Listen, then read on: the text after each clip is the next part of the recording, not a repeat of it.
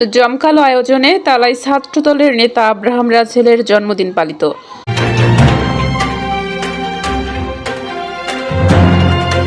দর্শক, স্বাগত জানাচ্ছে বিবিআর নিউজে। শুনছিলেন সংবাদ শিরোনাম। স্টাফ রিপোর্টার মিল্টনের তথ্যচিত্রে বিস্তারিত দেখুন।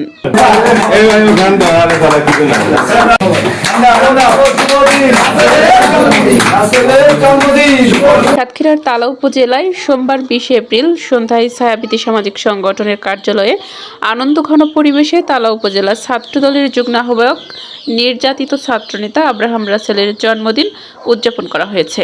এ উপলক্ষে কেক কাটা ও শুভেচ্ছা বিনিময়ের মধ্য দিয়ে দিনটি পালন করা হয়।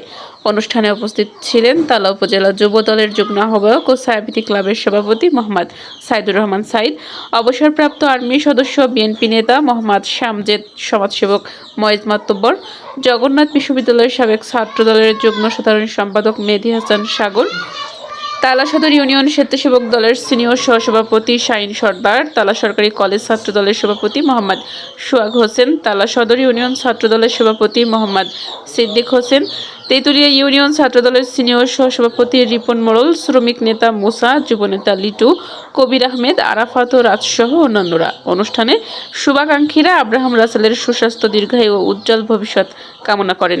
এ সময় উপস্থিত সবাই উৎসবমুখর পরিবেশে জন্মদিন উদযাপন করেন।